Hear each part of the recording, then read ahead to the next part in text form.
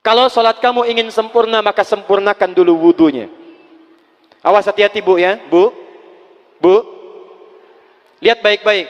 Kata para ahli hadis, kenapa Nabi mengajarkan wudu dulu? Padahal orang ini yang salahnya sholatnya. Kenapa wudunya yang diajarkan? Kata para ahli hadis, ini menunjukkan ada kaitan antara wudu dengan sholat. Kalau orang benar wudunya, pasti benar sholatnya. Kalau orang wudunya salah, akan berdampak pada tidak sempurna sholatnya. Silahkan ibu cek, anak ibu wudunya seperti flash, cepat, kilat. Secepat kilat, itu pasti menunjukkan sholatnya bermasalah. Nah sekarang bagaimana Nabi menunjukkan wudu yang benar? Yuk kita lihat pelan-pelan. Buka Quran surah kelima ayat ke-6, paling kiri sebelah atas. Ayo lihat sini, lihat. Kata Nabi, kalau sholatnya ingin sempurna dimulai dari wudu. Ya ayyuhalladzina amanu, kalimat wudu dibuka dengan kalimat iman. Idza qumtum ila shalah, kalau kamu ingin sempurna dalam menunaikan salat, faghsilu wujuhakum, maka mulai dengan menyempurnakan wudu. Lihat baik-baik, saya tidak bermaksud mengajarkan, hanya mengulang kembali apa yang kita pelajari. Yang pokok dalam wudu itu ada 4. Sisanya sunnah. Awas, kalau yang 4 ini tidak sempurna, maka batal wudunya. 1, faghsilu wujuhakum, basuh wajahnya. Kalau disebutkan wajah dalam bab wudu, itu tidak ada yang lain kecuali bagian tampak muka. Gitu ya. Kalau yang punya jenggot, itu termasuk janggutnya di selai-selai. Kalau bapak kalau tidak punya jenggot atau belum punya jenggot, tidak usah maksa. Karena sunnah dalam hadis jenggot itu sunnah merawat, bukan menumbuhkan. Silakan buka tentang babul liha, bab jenggot. Itu hadis-hadis tentang sunnah jenggot, sunnah merawat. Merawat bagi yang punya jenggot. Tapi yang tidak punya jenggot jangan dipaksakan. Beli arang, sok.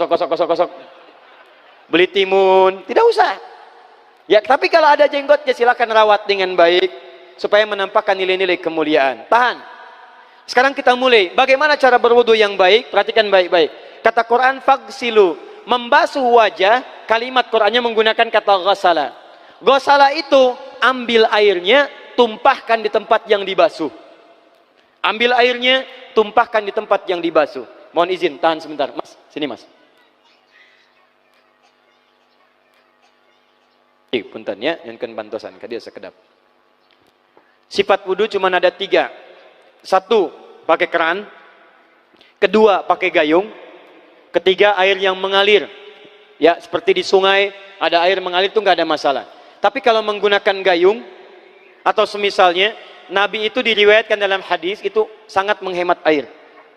Bahkan pernah beliau kemudian berwudu, kalau kita kemudian hitung, itu hanya sejumlah pak, seaqua gelas pak, cukup. Atau yang kedua, menggunakan keran ya. Kalau sekarang kita ada keran, contoh ini kerannya. Ya, kerannya agak tinggi sedikit. Dan kita sesuaikan. Ambil airnya. Misal contoh, ghasala. Ghasala itu bukan ditumpahkan, ambil air, tumpahkan di tempat yang akan dibasuh begini.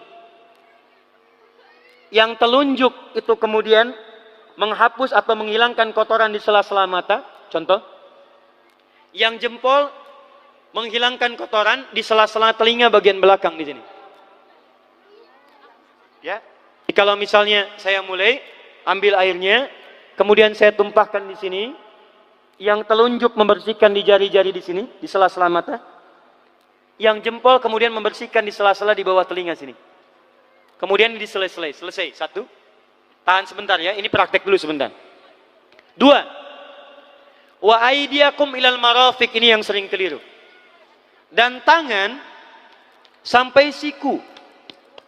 Ingat, tangan bahasa Arabnya yadun. Tapi dalam ibadah itu selalu diberikan batas. Misal, ini kafun. Ini asabi'. Ini sampai sini rusghun.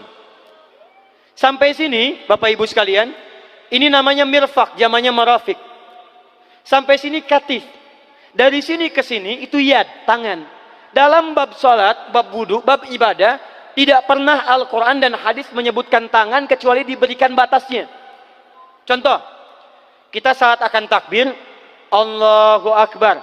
Lihat An-Nasai nomor hadis 886. Kata Nabi, fawada'a kaffahul yumna. Maka orang salat itu meletakkan telapak tangan yang kanannya alal yusra, di punggung yang kirinya. Jadi begitu takbir Allahu Akbar, yang kanan meletakkan di punggung kiri. Apa batas meletakkannya? Cuman sampai 3. 1, yang telapak ke punggung begini, jadi boleh begini.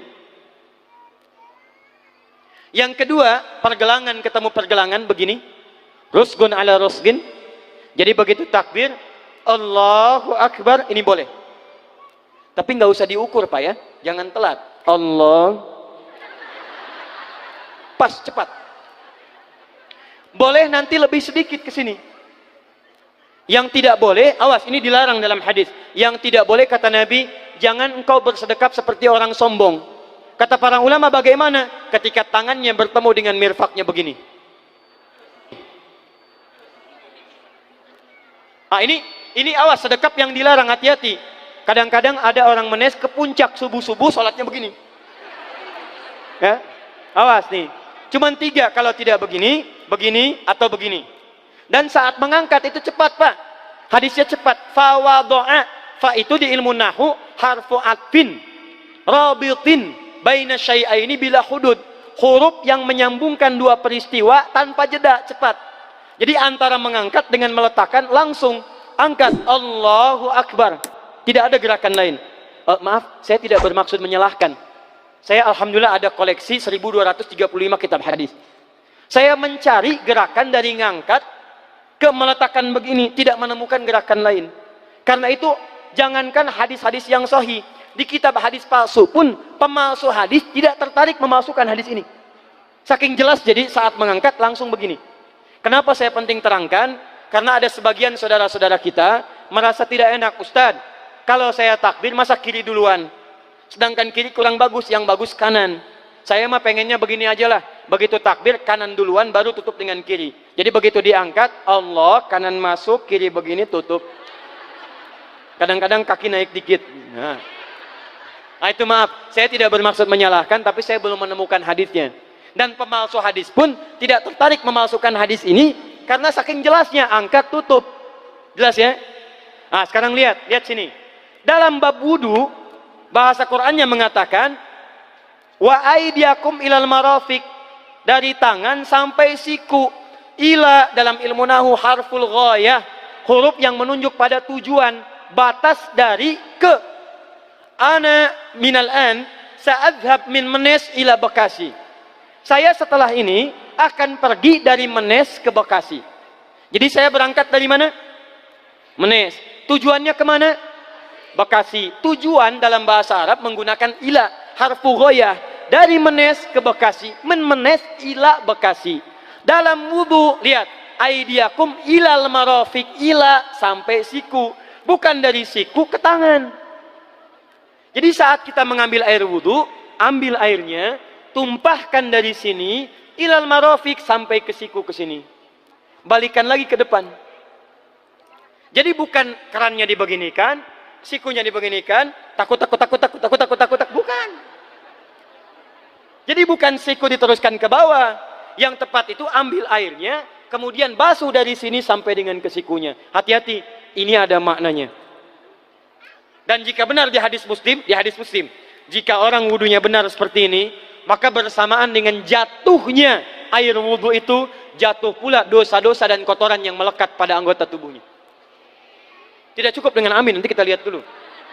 Teruskan, saya baru caranya dulu nih. Awas. 3. Wamsahu biru'usikum. Wamsahu, lihat, untuk wajah pakai gosala, basuh.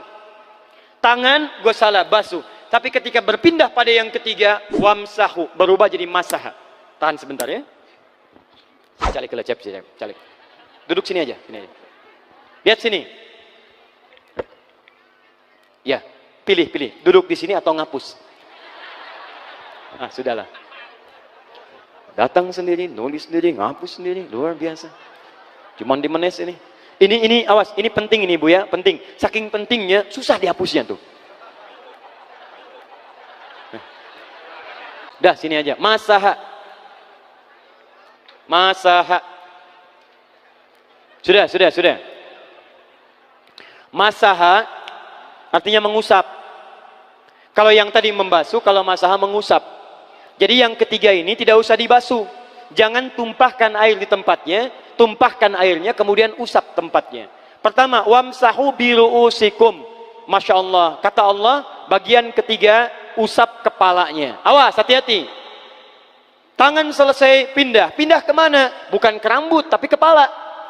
Kepala. Jadi dalam bab wudu yang diusap bukan rambutnya, kepalanya. Itulah keadilan Allah. Kalau yang diusap kepalanya, semua manusia yang hidup pasti punya kepala. Tapi kalau yang diusap rambutnya, ada ketidakadilan. Karena tidak semua orang punya kepala, punya rambut. Tuh. Nah sekarang lihat sini. Ketika kita diminta mengusap kepala, bahasanya masaha. Masaha itu begini. Ini saya punten. Bismillah. Ini ya. Ambil airnya, tumpahkan, baru kemudian diusapkan ke kepalanya. Paham ya? Kalau yang ghusala, ambil, tumpahkan di tempat yang akan dibasuh. Tapi kalau masaha, hati-hati. Ambil airnya, tumpahkan, baru diusap. Jadi bukan diambil air, tumpahkan di kepala begini. Paham? Nah, tahan sebentar. Dan ini menggunakan huruf ba, Masya Allah. Ba, lihat, wajah tidak pakai ba. Tangan tidak pakai ba. Tapi khusus untuk kepala, pakai ba. Wamsahu bi. Huruf ba dalam ilmu nahu, coba dibuka yang suka ngaji, buka kitab Bughnil Labib an Kutubil A'arib, halaman 29 sampai dengan 59. Di situ ada penjelasan karya Ibnu Hisham Al-Ansari. Ibnu Hisham Al-Ansari. Itu ada penjelasan tentang makna huruf ba. Huruf ba itu punya 14 arti dalam bahasa Arab. Ada ilsaq, ada istighraq, ada muhabah, ada ba li tab'id. Ba li tab'id dibagi dua. Tab'id ma'al hudud wa tab'id bila hudud. Nah yang ba ini, ba, kenapa pakai ba? Kata para ulama, dari huruf ba yang 14 ini, ada 3 makna yang diterapkan dalam ayat wudu. Satu, istighraq. Istighraq itu membasuh keseluruhan. Jadi kalau kita ingin wudu, ambil airnya tumpahkan, basuh keseluruhan dari depan sampai ke belakang begini. Balikan lagi. Yang kedua, at-tab'id ma'at tahdid. Sebagian tapi dengan batas. Kata Imam Asy-Syafi'i, di mana batasnya ubun-ubun? Diboleh kalau kita mau wudu, misalnya ibu tidak bisa membasuh keseluruhan. Sedang pakai kerudung misalnya, jilbab nggak bisa dibuka. Tempat wudunya terbuka. Anda tinggal ambil air wudu, kemudian tumpahkan sedikit, boleh diusapkan bagian kepala sampai ubun-ubun, sah wudunya. 3, at-tab'id min duni tahdid. Sepanjang disebut bagian kepala. Masuk kepala nggak ada batas. Ini kepala bukan? Ini kepala? Ini kepala? Nah, jadi kalau Anda berwudu mengusap bagian kepala, itu sudah sah walaupun bagian tertentu diusap di kepalanya. Kapan ini dipraktikkan? Kata Imam Malik, kata Imam Abu Hanifah, ini dipraktikkan kalau seorang memiliki satu sakit di kepalanya yang tidak memungkinkan dibasuh keseluruhan. Misal, mohon maaf, ya ada orang misalnya, mohon maaf ya, tiba-tiba sedang jalan di kebun, tuh jatuh duren. Anak duren ya, jangan duren yang besar. Tiba-tiba nimpa misalnya. Duren teh bahasa rangatnya kadu, Bu, ya. Kadupak, kaduhung, ya dan seterusnya. Kadu. Nah, nimpa kepalanya, bocor misalnya. Kemudian dalam bocor itu diperban. Kata dokter tidak boleh kena air. Saat bagian kepala yang tidak boleh kena air itu bukan berarti wudunya kemudian bisa batal atau boleh tayamum karena tidak bisa mengusap kepala. Kata para ulama, boleh dia mengusap bagian kepala yang lain yang tidak terluka. Itulah kenapa Allah memberikan huruf ba di sini untuk kemudahan bagi kita dalam menunaikan wudu. Tapi pastinya yang dibasuh kepalanya bukan rambutnya. Jadi kalau ada laki-laki sudah dandan, sisiran, rapi, tiba-tiba keran dibuka, yang diusap cuma rambutnya, ulak. Nah, itu batal wudunya. Tidak sah. Harus diulang. Terakhir kaki. Kaki dibasuh sampai dengan bagian mata kakinya, dan ini tidak perlu saya terangkan karena mudah bagi kita untuk mempraktekannya. Tapi yang ingin saya jelaskan satu ini saja. Perhatikan baik-baik. Yang 4 ini wajib wudu. Tambahannya sunnah. Niat dimasukkan dalam wajibnya. Lihat sini. Kumur-kumur sunnah. Telinga sunnah. Istinsyak sunnah. Yang 4 ini wajib. Tapi terlepas dari wajib dan sunnahnya, perhatikan baik-baik. Kenapa ini disebut dengan wudu? Dan hebatnya Al-Quran mengistilahkannya dengan toharah. Toharah. Apa itu toharah? Apa itu suci? Toharah. Apa itu toharah? Suci. Apa itu suci? Toharah. Ada toharah, ada nadhafah, itu beda. Kalau nadhafah, bersih luarnya, tapi belum tentu bersih dalamnya. Bisa jadi luarnya bersih, tapi dalamnya najis. Misal, hewan yang paling najis apa? Yang haram.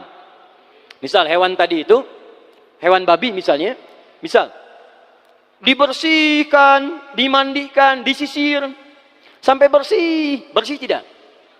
Bersih, bersih. Tapi halal tidak? Suci tidak? Tidak. Al-khinziru nadhifun walakinnahu ghairu tahir. Babinya bisa bersih tapi tetap tidak halal, tidak suci dia, tetap haram, tetap najis. Paham? Tapi kalau bersih luarnya dan suci dalamnya, maka kalimatnya berubah dari nadhafah jadi toharah. Toharah. Orangnya disebut dengan tahir. Kalau rajin dikerjakan disebut dengan mutatahhir. Wudu dalam Quran disebut dengan taharah. Seakan-akan memberikan pesan, maaf, orang yang wudu itu bukan hanya bersih fisik luarnya saja. Jadi kalau orang wudunya bersih, bukan cuma wajahnya yang bersih. Kalau wudunya benar, bukan kotoran di tangan saja yang hilang. Tapi mohon maaf, fisik dalamnya itu ikut suci. Fungsi tangannya jadi bersih, fungsi wajahnya jadi bagus, fungsi lisannya jadi bagus.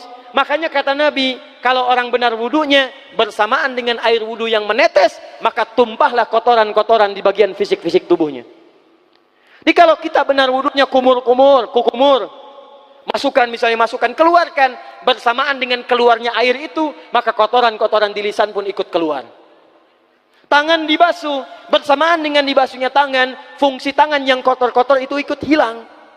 Hadis Muslim. Makanya orang yang setelah selesai wudu dia berdoa, apa wudunya? Apa doa wudunya? Asyhadu an la ilaha wa asyhadu anna Muhammadan Allahumma minat waj'alni minal, lihat sini, minal mutatahhirin, minat tawabin. Lihat. Bapak Ibu kan baru wudu, tapi kenapa doanya selesai tobat? Allahumma ja'alni minat tawabin. Ya Allah, jadikan saya termasuk orang tobat. Kita kan baru wudu, kenapa doanya baru selesai tobat? Sedangkan tobat itu mengakui kesalahan, menyesali kesalahan, dan berjanji meninggalkan yang salah, mengganti dengan yang baik-baik. Makanya kalau orang wudunya benar itu, begitu dia kumur-kumur, dia ingat kesalahan apa yang dikerjakan oleh lisan ini. Jadi begitu kemudian ditumpahkan airnya, hilang kotorannya. Maaf, yang suka mencela wudu, selesai wudu tidak akan mencela lagi karena tobat dari celaan. Makanya kalau wudu Anda benar, coba ingat-ingat, siapa korban dari lisan Anda yang tajam itu? Apakah ibu Anda yang pernah menangis karena lisan Anda? Apakah ayah Anda yang kecewa karena kalimat-kalimat Anda? Apakah tetangga Anda yang menjauhi Anda karena kata-kata kotor Anda? Kalau tiap hari Anda wudu, tapi kemudian lisan Anda masih kotor juga, ada yang salah, Anda cuma menghabiskan air untuk menghilangkan kotoran di lisan. Itu tanda pertama. Tangan basuh. Makanya orang yang wudunya benar, tangannya tidak akan berbuat yang kotor lagi sampai ke ujung kakinya. Karena itulah ibadah ini disebut dengan wudu, seakar dengan kata dau. Kata para ulama, mereka sebagian mengatakan dau artinya cahaya, dau artinya sinar, dau artinya al-husnu, baik budi pekerti. Kalau orang benar wudunya, bertambah sinar di tangannya, sinar di wajahnya, sinar di lisannya. Apa sinar itu? Di dunia sinar-sinar amaliyah kebaikan, sifat-sifat baik, di akhirat pancaran-pancaran kemuliaan. Satud'a ummati yaumal qiyamati ghurral muhajjalin. Akan dipanggil umatku di hari kiamat dengan banyak cahaya melekat di tubuhnya. Tangannya ada cahaya, matanya ada cahaya, wajahnya bercahaya, kakinya bercahaya. Cahaya apa itu? Kata Nabi, min atharil wudu, dari bekas wudunya. Jadi kalau kita benar wudunya, itu kita jadi orang baik. Ada cahaya kebaikan dalam diri kita. Itu yang disebut dengan tawabin. Makanya kalau Bapak Ibu tiap hari wudu, Allahumma ja'alni minat tawabin, tapi mulut tidak tobat, tangan tidak tobat, kaki tidak tobat, ada yang salah dengan wudunya.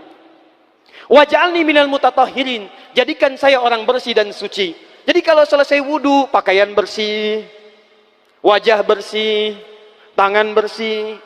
Ini pakaian bersih, pakai jas, pakai dasi, tapi tangan tidak bersih, korupsi juga, mencuri juga, menipu juga, ada yang salah dalam wudunya. Kalau kita bisa mengerjakan wudu ini dengan baik, maka naik status kita. Disebut sebagai, langsung oleh Al-Quran, disebut hamba yang dicintai oleh Allah Subhanahu wa ta'ala. Di Quran surah kedua Al-Baqarah ayat 222. Saya tutup. Lihat ayatnya. Di ujung ayatnya.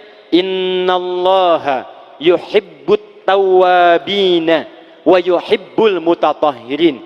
Sungguh Allah akan sangat mencintai orang-orang yang taubat dan orang-orang yang terbiasa untuk bersuci. Kita selesai wudu mengatakan, Allahumma ja'alni minat tawabin waj'alni minal mutatahhirin. Dijawab oleh Allah, innallaha yuhibbut tawabin wa yuhibbul mutatahhirin.